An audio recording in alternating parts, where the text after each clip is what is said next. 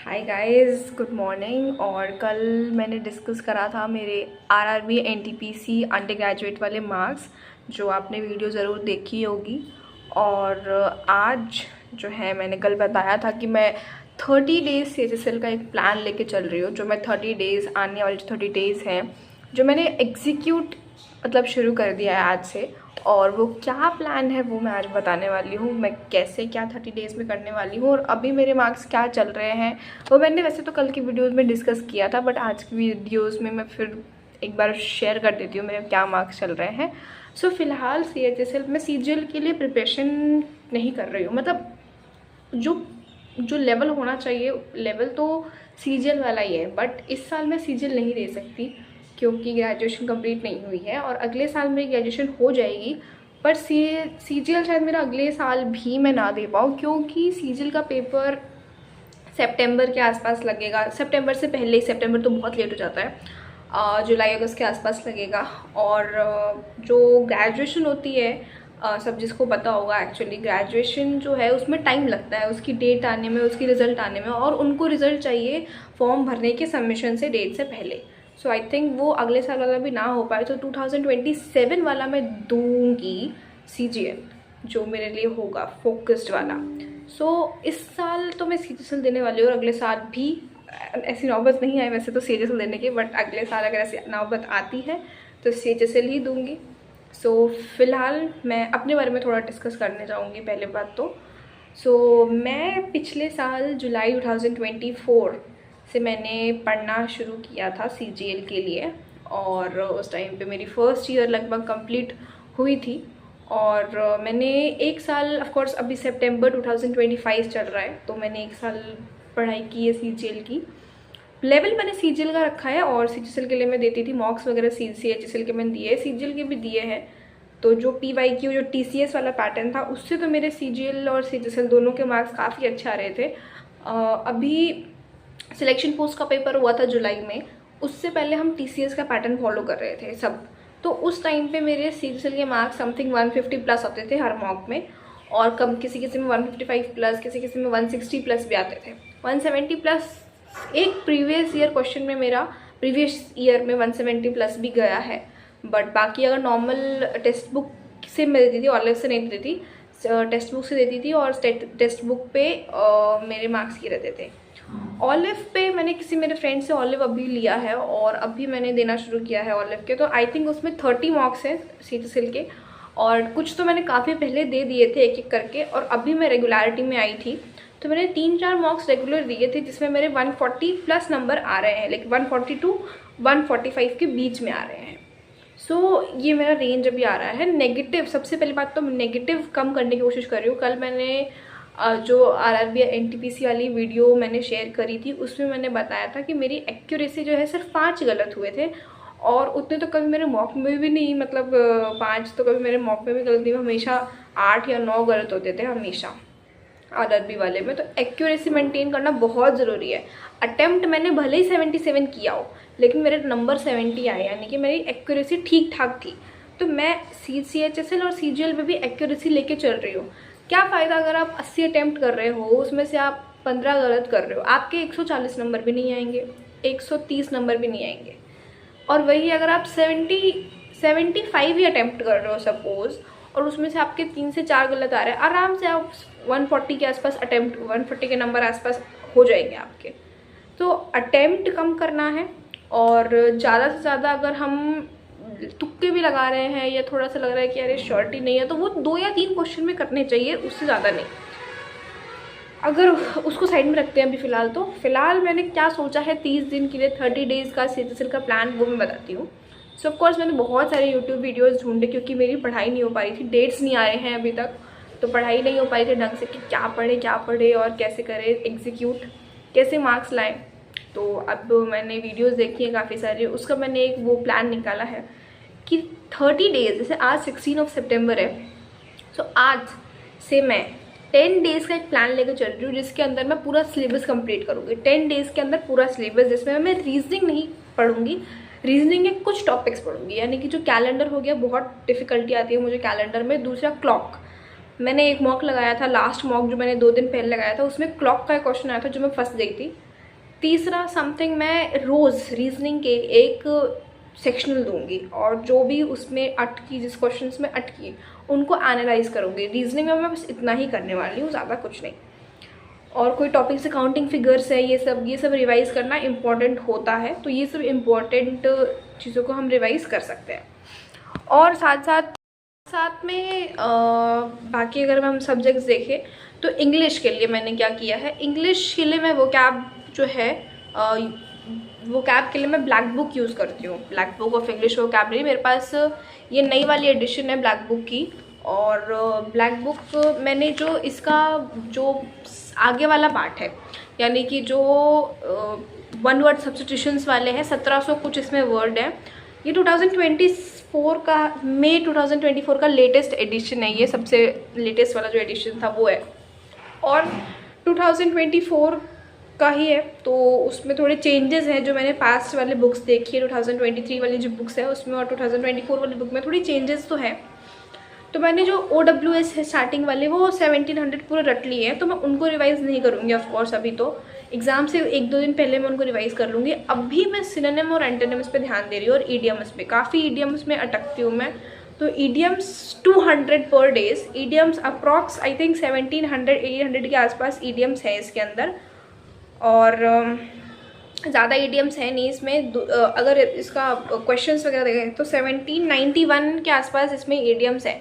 1791 idioms है, ये मैं करने वाली हूँ। वैसे तो मैंने किए हैं ऑफ कोर्स, बट कुछ क्वेश्चंस में डाउट है, क्योंकि अगर आपने ईडियम देखा और ईडियम देखते ही आपको समझ में आया, क्लिक किया कि यार ये तो वो ईडियम है, इसका मतलब ये है, तो मतलब है कि आपने उसको पढ़ा है, आप उसको अच्छे से याद करके रखा है। अगर उसको याद देखते ही आप 4 ऑप्शन आपसे देखे और 4 ऑप्शन में आप उलझ गए कि इसमें से क्या ऑप्शन होगा, तो उसका मतलब आपने वो ईडियम अच्छे से नहीं पढ़ा है। तो मैं ईडियम्स पे ध्यान दूंगी। 200 ईडियम्स अगर मैं पर डे भी लूँ, 1800 ईडियम्स हैं अप्रॉक्स। अगर 200 ईडियम में पढ़ लूँ तो यानी कि 9 दिनों के अंदर मेरा कंप्लीट हो जाएगा, यानी कि 10 डेज़ के अंदर मेरा ईडियम कंप्लीट हो जाएगा। तो 200 पर डे। सिनोनिम एंटोनिम्स में देखें तो सिनोनिम एंटोनिम्स काफ़ी सारे पार्ट्स बने हुए हैं। पहला पार्ट है सिनोनिम एंटोनिम बोथ, जो मैंने पढ़ लिया है तो मैं उसे रिवाइज़ नहीं करूँगी। दूसरा सिनोनिम्स है, उसको भी मैं अभी रिवाइज़ नहीं करूँगी। जस्ट मैंने अभी 10 दिन पहले उनको रिवाइज़ किया, मतलब 10 दिन का गैप मार्जिन बना के उनको 200 करके मैंने जस्ट 2 दिन पहले ही कंप्लीट किया है। आज जो है मैंने सुबह, मैं वो कैब सुबह पढ़ना प्रेफर करती हूँ। मैं सुबह उठी थी 6 बजे और 6 से 7 मैंने वो कैब पढ़ा। 200 एंटोनिम्स पढ़े हैं। पार्ट 3 में अगर आप जाओगे, इसी बुक के पार्ट 3 में अगर आप जाओगे तो एंटोनिम्स होंगे वहाँ पे समथिंग 1100 समथिंग एंटोनिम्स है। उसमें से मैंने 200 कंप्लीट किए हैं आज, और मैं 200 आज ही कंप्लीट करूँगी। और यानी कि टोटल 400 एंटोनियम सिनोनिम्स मैं कवर करूँगी डेली। सो अगर एक बार मैं देखती हूँ कि इसमें कितने एंटोनियम्स हैं, इसमें टोटल ऑफ 1031 एंटोनियम्स है, यानी कि अप्रॉक्स ऑफ 1000 एंटोनियम्स है। अगर मैं 400 भी वर्ड्स लेके चलूँ डेली, क्योंकि एंटोनियम्स इसमें बहुत ईजी है, ज़्यादा हार्ड नहीं है। अगर आप 1 to 100 में जाओगे, एंटोनिम्स पढ़ने जाओगे, अगर आपने पहले वाले वर्ड्स पढ़ रखे हैं तो उसके कंपैरेटिवली इजी है। 1 to 100 में अगर आप एंटोनिम्स में जाते हो तो उसमें से सिर्फ आपको कुछ ही ऐसे मिलेंगे, आई थिंक 20 to 25 एंटोनिम्स ऐसे मिलेंगे जो नए से आएंगे, थोड़ा सा दिमाग लगाना पड़ेगा उनको लर्न करने के लिए, बाकी बहुत ईजी है। तो 1000 अप्रॉक्स एंटोनिम्स है इसके अंदर। अगर मैं 400 पर डेज भी लूँ तो अप्रॉक्स 3 दिन के अंदर मेरा हो जाएगा। आज 400, कल 400, परसों 400, 3 दिन के अंदर कंप्लीट हो जाएगा आराम से।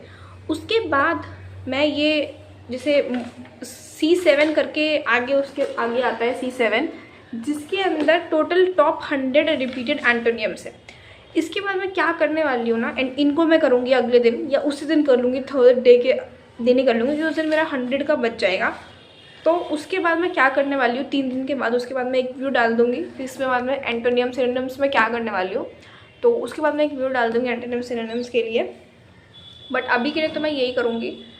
ये हो गया वोकैब की बात। अब हम ग्रामर पे आए, तो ग्रामर मैंने कोई बुक नहीं लिया है। किरण पब्लिकेशन एक बुक है जो एक्चुअली मैं अगर बोलूँ प्रेफर करूँ तो किरण पब्लिकेशन अच्छी है, मैंने पढ़ी है उससे थोड़ी बहुत, मैंने किसी फ्रेंड से ली थी। और ग्रामर अभी मैं किसी बुक से नहीं पढ़ रही हूँ। ग्रामर मैंने अभी फ़िलहाल तो ऐसा सोचा है कि मैं यूट्यूब से ही ग्रामर को रिवाइज़ करूं, यानी कि एक टॉपिक पर डे लूं और उस टॉपिक के रिलेटेड क्वेश्चंस जो हैं वो मैं ढूंढूं यूट्यूब पे। और जैसे मैं रानी मैम से मोस्टली पढ़ती हूँ, तो रानी मैम से देखा है, निमिषा बंसल मैम जो कि बैंकिंग के लिए पढ़ाती हैं, उनसे मैंने थोड़ा बहुत पढ़ा है, उनसे मैंने रूल्स रिवाइज़ किए हैं। और हाँ, मेरे पास 120 रूल्स लिखे हुए हैं ग्रामर के, जो मैंने निमिषा बंसल से लिखे हुए हैं।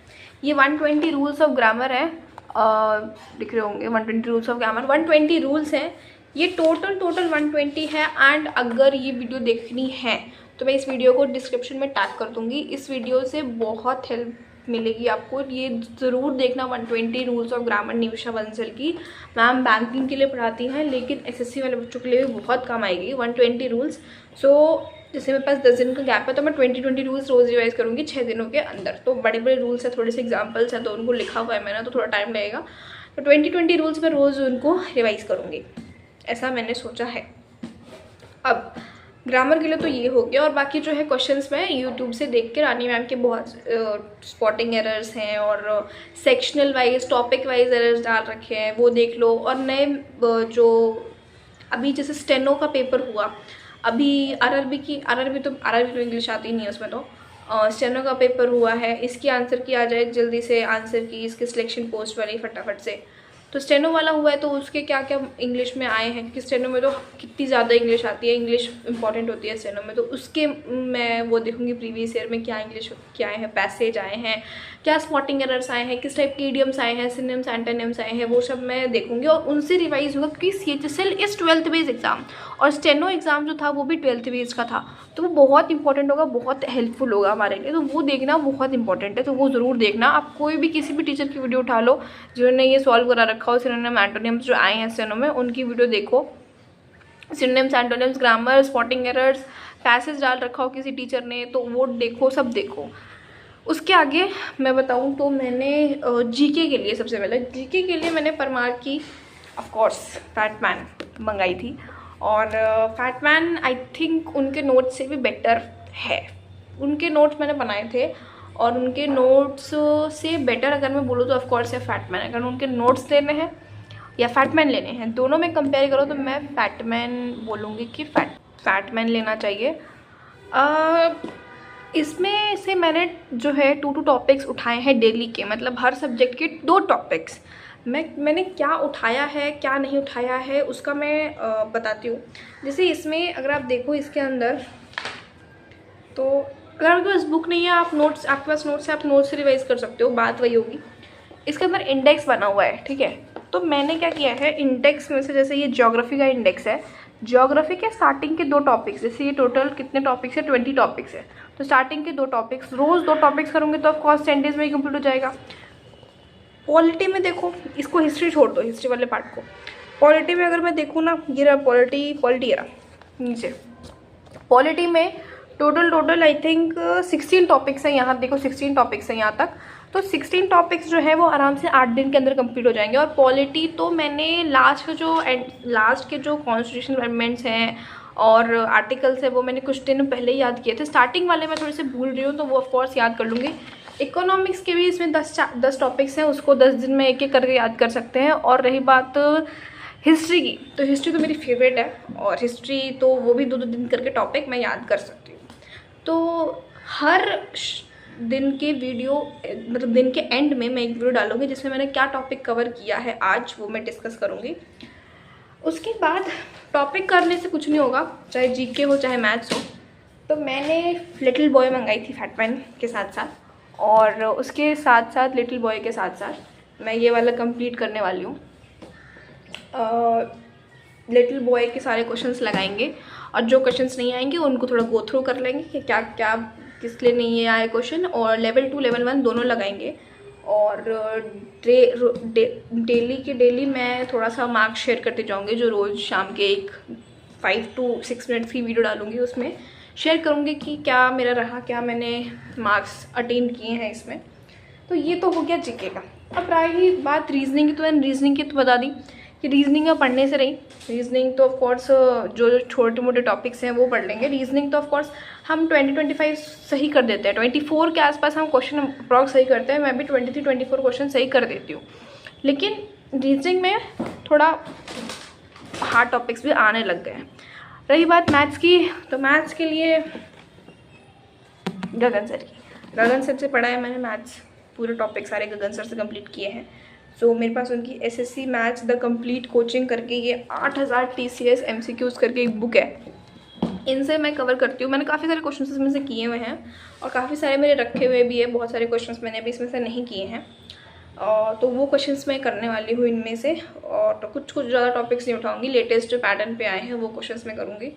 जो 2023, 2022, 2024 में जो क्वेश्चंस आए हैं वो करूँगी। इसमें 2018 से 2024 तक के क्वेश्चंस हैं, और इसमें मैं ज़्यादा डीप थ्योरीज में नहीं जाने वाली हूँ। मैथ्स में काफ़ी सारे टॉपिक्स ऐसे हैं जो छूटे हुए हैं, और मैथ्स मेरा एक वीक पॉइंट है। RRB वाले में भी देखा होगा, RRB के मैथ्स ईजी आ रही थी, बट मैंने सिर्फ 25 अटैम्प्ट किए थे, जिसमें से 2 तो गलत ही थे, 23 सही हुए थे, और मैथ्स समथिंग 22 आए थे शायद से। तो उसमें थोड़ा मेरे को मैथ्स में दिक्कत आती है। सर ने अभी 2 वन शॉट डाली है, एडवांस की और अर्थमेटिक की, 10-10 या 14-14 घंटे की आई थिंक कितने तो। सो उसको मैं देख रही हूँ, उसमें इम्पॉर्टेंट क्वेश्चंस, इम्पॉर्टेंट टॉपिक्स के जो क्वेश्चंस हैं उसका पैटर्न उसमें बता रखा है। मैं उन्हीं वीडियोस को देख रही हूँ और उनको रिवाइज कर रही हूँ। जैसे मैंने आज नंबर सिस्टम, LCM और सिंप्लीफिकेशन 3 टॉपिक उठाए हैं, तो जिसका मैंने नंबर सिस्टम वाला वीडियो जो है वो सुबह ही कंप्लीट कर लिया। सुबह उठ के मैंने वो कैब करी 1 घंटे, और 7 से 8 तक मैंने 1 घंटे में वो वीडियो कंप्लीट कर ली थी नंबर सिस्टम। LCM HCF बचा है, और दूसरा जो है बचा है आप मेरे पास सिंप्लीफिकेशन का। तो ये 2 वीडियोज़ जो है मैं आज करने वाली हूँ, और उनसे क्वेश्चंस करने वाली हूँ। उनसे क्वेश्चंस करके इस बुक से क्वेश्चंस करने वाली हूँ, इस बुक से क्वेश्चंस कर लूँगी, और आई थिंक इतना इनफ होगा CHSL के लिए मेरे हिसाब से। तो सो ये 4 मैंने सोचा है। GK में भी वही, अगर स्टैटिक की बात करें तो वो मैंने वही सोचा है कि ना 2 टॉपिक्स, एक टॉपिक्स में स्टैटिक के आप डेली उठाओगे। आज फोक डांस कर लिया, कल स्टैटिक कर लिया, कल फेस्टिवल्स कर लिए, तो मैं बता दूँगी क्या मैंने कंप्लीट कर लिया। वो मैं ऑफकोर्स एक वीडियो बनाऊँगी जो शाम को मैंने बताया उसमें डाल दूँगी बिल्कुल, और क्या मैं नेक्स्ट डे के टारगेट करूँगी वो भी मैं उसमें डाल दूँगी। तो मैंने ऐसे लिख रखा है कि एक्चुअली मुझे डे 1 डे 2 में क्या करना है। दिस इज़ माई डे 1, जिसमें से मैंने ज्योग्राफी भी कंप्लीट कर ली है। तो ये मैंने ऐसे एक स्टिकी नोट में लिखा है कि ये मेरा डे 1 है, और क्या क्या मैं आज करने वाली हूँ वो वाला। दूसरा जो है वो ये है कि करंट अफेयर्स बहुत इंपॉर्टेंट है। परमार ने एक PDF डाली थी करंट अफेयर्स की, वो इम्पोर्टेंट है एक्चुअली। अगर उसको देखा जाए ना तो अपॉइंटमेंट्स है, नेशनल न्यूज़ है, इंटरनेशनल न्यूज़ है, डिफेंस न्यूज़ है, वो सारे काफ़ी इंपॉर्टेंट उसमें क्वेश्चंस हैं। लेकिन मैं थोड़ा सा एडवांस जाऊंगी, क्योंकि बहुत लोगों ने मेरे को ऐसा बताया है कि परमार के PDF से कम क्वेश्चंस आ रहे हैं, ज़्यादा क्वेश्चंस नहीं आ रहे हैं उसको PDF से। तो मैं थोड़ा एडवांस जाने वाली हूँ। अगस्त 2024 से अगस्त 2025, 12 महीने होंगे, तो 12 दिन का मैं एक वो लेके चलूँगी। थोड़ा सा 2 दिन इसमें बढ़ाऊँगी। डेली का मैं एक वो बनाने वाली हूँ, करंट अफेयर्स की एक नोट्स बनाऊँगी वीडियो देख के ऑफकोर्स, और उसमें से इम्पॉर्टेंट वाले जो है वो मार्क करूँगी, और इम्पॉर्टेंट जो है वो याद करूँगी डेली के एक मंथली करंट अफेयर्स। सो उसका अगर आपको PDF चाहिए तो मैं एक टेलीग्राम ग्रुप बना के उसमें डाल दूँगी, और उसका डिस्क्रिप्शन में डाल दूँगी लिंक टेलीग्राम ग्रुप का। So this is all. तो ये जो है इस तरह से मैं 30 डेज़ के अंदर ये कंप्लीट करने वाली हूँ। ये तो 10 डेज़ का रूटीन हुआ। अब 10 डेज़ के आगे का रूटीन क्या है मेरे, 10 डेज़ पूरा सिलेबस कंप्लीट करने के बाद में क्या होएगा, क्या करूँगी वो मैं बताऊँगी। इन बीच में मॉक नहीं लगाने वाली हूँ, सेक्शनल लगाऊँगी, अगर वो भी डेली नहीं। रीजनिंग के सेक्शनल डेली लगाऊंगी, मैथ्स के सेक्शनल डेली नहीं लगाने वाली मैं। बीच में मैथ्स के सेक्शनल लगाऊंगी, इंग्लिश के सेक्शनल बीच में लगाऊंगी, और GK के भी सेक्शनल बीच में लगाऊंगी। लेकिन रीजनिंग क्योंकि उसको हमने एकदम ही छोड़ दिया है, तो रीजनिंग के कम से कम सेक्शनल तो हमें डेली लगाने ही पड़ेंगे, तो उसके बाद डेली लगाऊंगी सेक्शनल। बाकी तो देखते हैं। तो दिस इज़ ऑल। और आगे के क्या 10 दिन का टॉपिक रहेगा वो 10 दिन के बाद आएगी वीडियो, जब मेरा पूरा सिलेबस कंप्लीट हो जाएगा। और आई होप कि मेरा ये पूरा सिलेबस 10 दिन के अंदर जो मैंने सोचा है वैसे कंप्लीट हो जाए। So thank you for watching the video. Please like and subscribe my channel. Thank you.